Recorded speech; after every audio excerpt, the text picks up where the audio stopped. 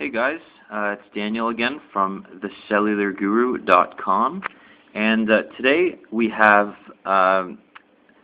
another interesting device. I wouldn't say it's an exciting device, but it is what it is. It is the Bell Motorola DEXT, and this is one of the three newly released Motorola Moto Blur devices. This is exclusive to Bell Mobility. And I would say out of the three devices that have been released under the Moto Blur moniker, this would be, to me, the most exciting. And I'll give you my reasons in a little bit. So, the phone is fairly hefty. It's got a nice weight to it. It's actually a metal back. It's ridged. It is very, very nice on the back. It's got a 5-megapixel camera. No flash, unfortunately. 3.5 millimeter jack on the top. Kind of an awkward position right in the middle. Kind of looks like a nipple. But, you know, that's neither here nor there. On the side, we've got a volume rocker. We've got a hold switch, or a silent switch, actually. And on the right, we have a power button that locks the screen, and a dedicated camera button, which unfortunately doesn't actually get into the camera software, which I think is a huge, huge oversight. But nevertheless, let me show you the phone a bit. So the DEXT has a slide-out QWERTY keyboard, which is very nice.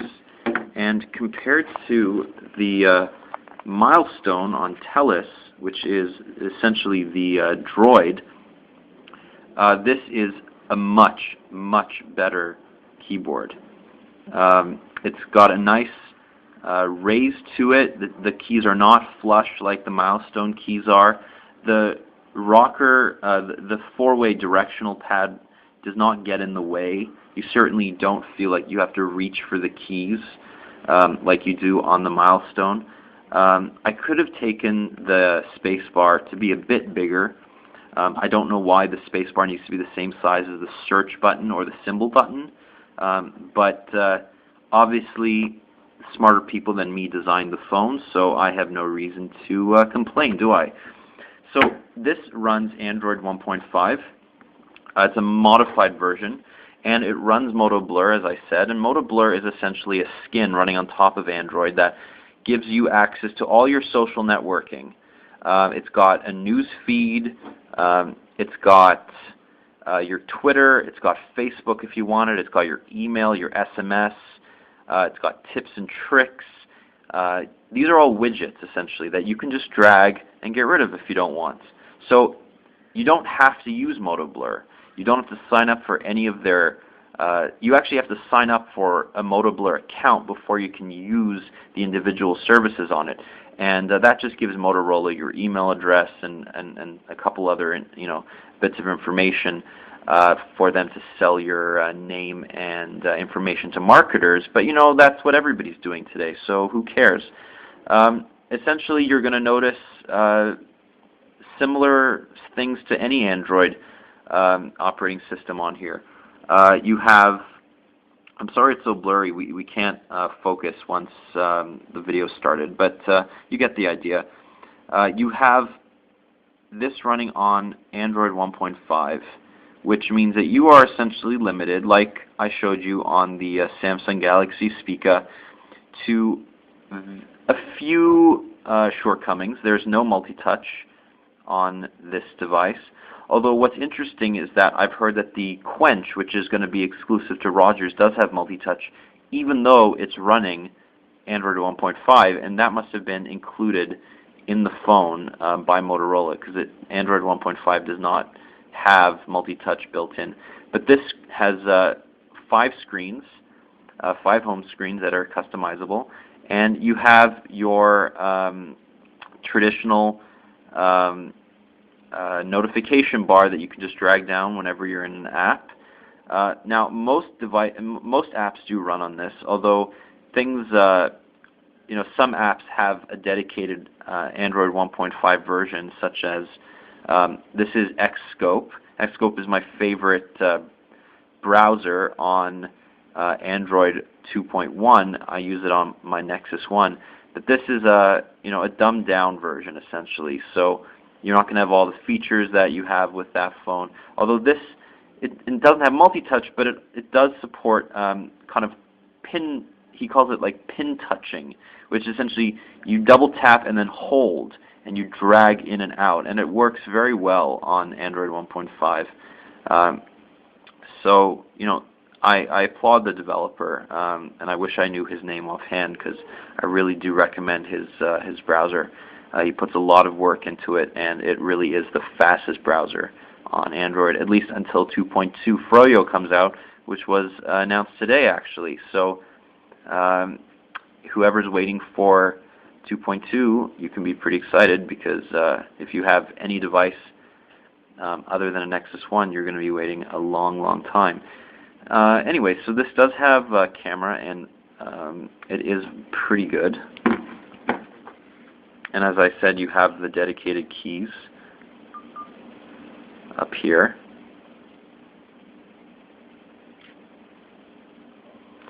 So picture quality is decent as long as your lighting conditions are good. The phone, it has a few things going for it. It's very well made. I love the snap out of the keyboard. I think it's really, really, it just feels good. It doesn't feel like it's going to break. The hinge feels like it's a high quality hinge.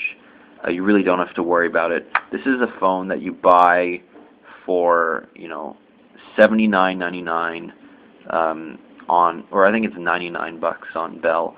You throw it in your pocket. You really don't have to worry about it. It's going to last you a while. If you love typing, if you love messaging, if you're a Twitter fiend, a Facebook fiend, an SMS fiend, you're going to really enjoy this phone. It gives you upfront access to status updates. Essentially, what they say is that you just need to start typing, and it goes right into your address book, and you start typing anywhere on the screen, and you have access to anybody on your phone. My issue here is that it doesn't go into landscape mode until you open the keyboard, which I find another interesting, perhaps oversight, perhaps not. I don't know. So, who would I recommend this phone to? As I said, I'd recommend it to anybody who needs a hardware QWERTY keyboard. I found this to be a much better keyboard than was on the back flip, which is on TELUS. I also think the back flip is just a gimmick. I mean, it's a decent phone, but this is much nicer. It's a better made phone. You can see it's all metal on the back. The ridge back makes it really nice to hold. The battery life is okay. It's not great. I got about a day and a half out of it by using it, a fair amount, not overusing it. And I haven't used any of the multimedia features. It does have a micro SD slot supporting up to 32 gigs, so you can put your music in here. So again, I wouldn't recommend this to people who want Android for technical reasons. I don't think you'll want it if you need the latest and greatest.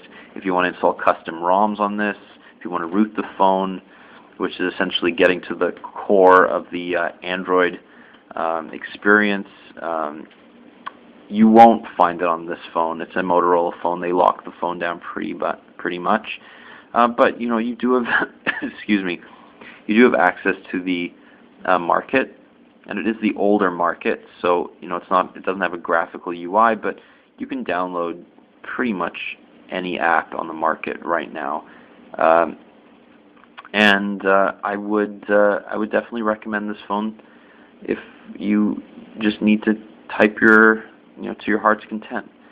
So I apologize if that was a bit rambling, but I don't really have a lot to say about it. It's kind of like the LG Ally that was just released under Verizon. There are better phones on the network. If you're going for an Android device, on Bell, I would recommend waiting for the HTC Legend, which is going to be coming out, if not this month, then in July. And that's going to have Android 2.1. It's going to have HTC Sense. It's a much better built phone than this, but it's probably going to be a bit more expensive. But for now, this is on Bell. This is about as good as you're going to get. So anyway, that's it for me. My name is Daniel, and this has been a overview of the Bell Motorola DEXT. And thanks for watching.